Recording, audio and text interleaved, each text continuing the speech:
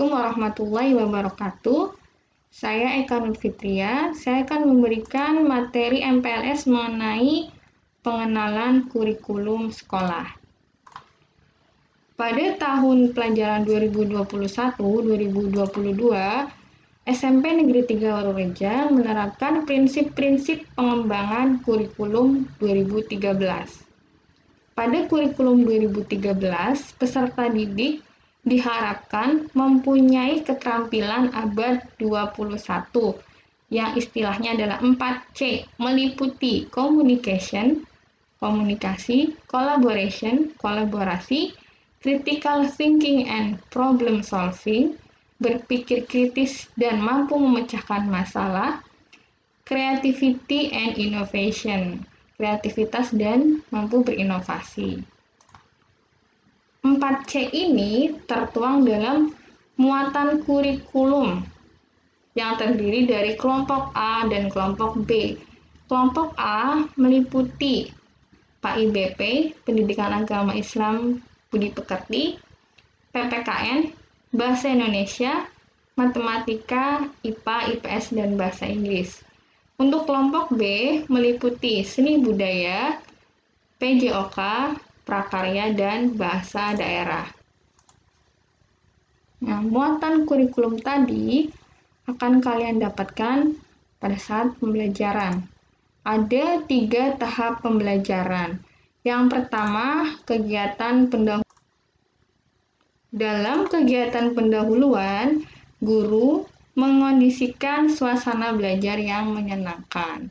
Biasanya diawali dengan salam, berdoa, kemudian guru menyampaikan tujuan pembelajaran, kompetensi dasar, dan ruang lingkup teknik penilaian yang akan digunakan. Yang kedua, kegiatan inti. Kegiatan inti itu merupakan inti dari proses pembelajaran itu sendiri. Jadi penyampaian materi, isinya itu ada di kegiatan inti. Yang ketiga adalah kegiatan penutup. Guru beserta peserta didik membuat rangkuman atau simpulan pelajaran, melakukan refleksi, memberikan umpan balik, serta guru melakukan penilaian. Nah, ada 3 aspek penilaian yang akan guru nilai.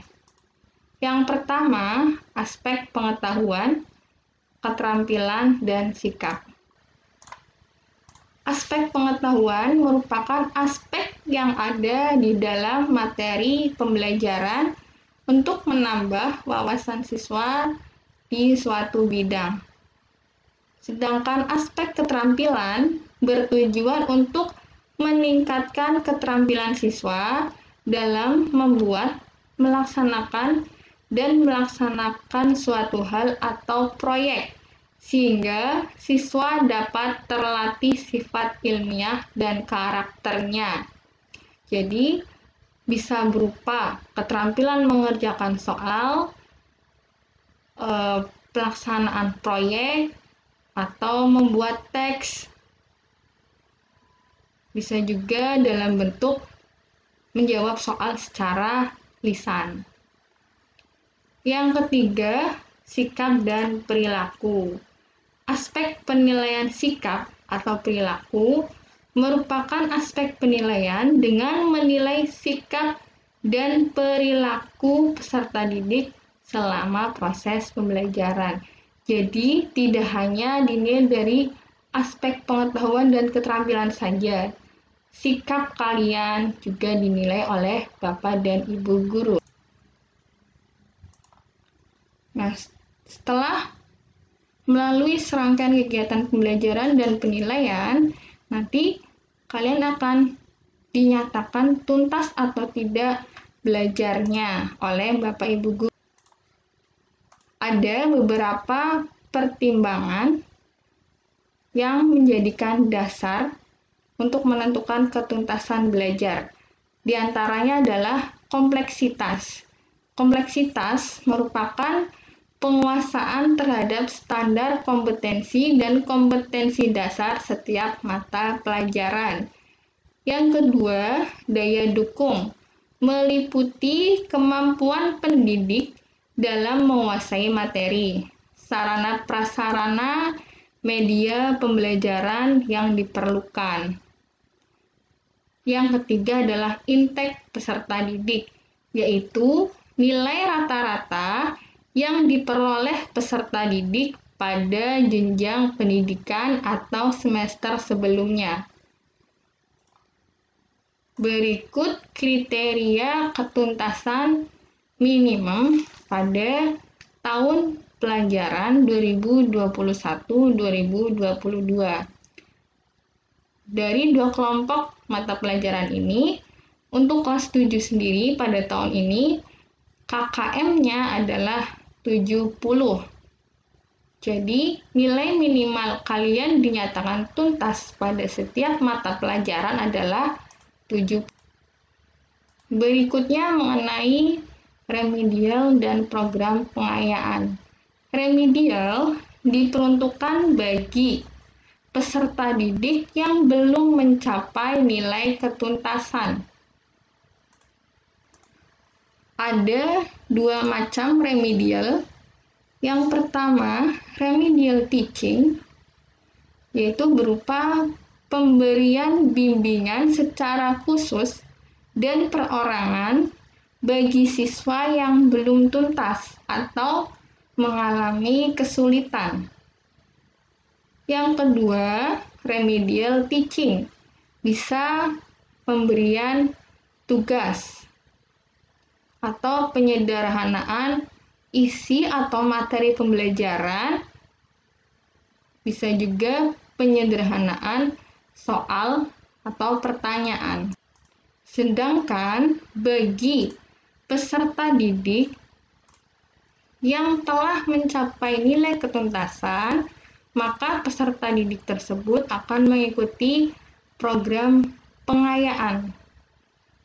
Program pengayaan bisa berupa pemberian bacaan tambahan atau berdiskusi yang bertujuan untuk memperluas wawasan bagi KD atau kompetensi dasar tertentu. Bisa juga memberikan soal-soal latihan tambahan dengan tingkat kesulitan atau kesukaran soal yang lebih tinggi. Dan dapat berupa membantu guru untuk membimbing peserta didik yang belum mencapai ketuntasan minimum. Jadi, peserta didik yang sudah mencapai nilai ketuntasan nanti akan memberikan bimbingan kepada peserta didik lain yang belum mencapai nilai ketuntasan, atau istilahnya dikenal dengan nama tutor sebaya. Selanjutnya mengenai kenaikan kelas. Kenaikan kelas dilaksanakan pada setiap akhir tahun pelajaran. Diperoleh dari nilai rapot setiap semester.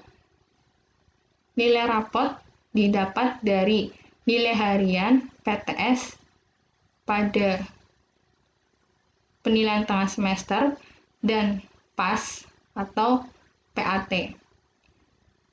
Namun, tidak hanya nilai rapotnya saja yang dilihat, tapi ada syarat-syarat lain. Peserta didik tersebut dinyatakan naik kelas atau tidak. Yang pertama, menyelesaikan seluruh program pembelajaran pada 2 semester di kelas yang diikuti. Yang kedua, tidak terdapat nilai di bawah KKM maksimal 1 pelajaran pada semester yang diikuti. Yang ketiga, memiliki nilai minimal baik untuk aspek kepribadian, sedangkan kelakuan dan kerajinan sekurang-kurangnya cukup pada semester yang diikuti. Jadi, poin 3 ini merupakan aspek penilaian sikap. Yang keempat, persentase kehadiran peserta didik minimal 85%. Artinya, kalau ada alfa lebih dari 15%, berarti peserta didik tersebut tidak memenuhi syarat yang keempat, karena persentase kehadiran minimal 85%. Terakhir mengenai kelulusan. Setelah kalian belajar hingga di kelas 9, nanti kalian akan dinyatakan lulus atau tidak dengan syarat menyelesaikan seluruh program pembelajaran dari semester 1 sampai 6 dengan dibuktikan adanya kelengkapan laporan hasil belajar. Jadi ini dari nilai rapot. Yang kedua, memperoleh nilai baik pada penilaian sikap akhir. Penilaian sikap untuk seluruh mata pelajaran. Dan yang ketiga, lulus ujian sekolah. Baik, demikian pemaparan materi saya mengenai pengenalan kurikulum sekolah. Kurang lebihnya saya mohon maaf. Saya akhiri. Assalamualaikum warahmatullahi wabarakatuh.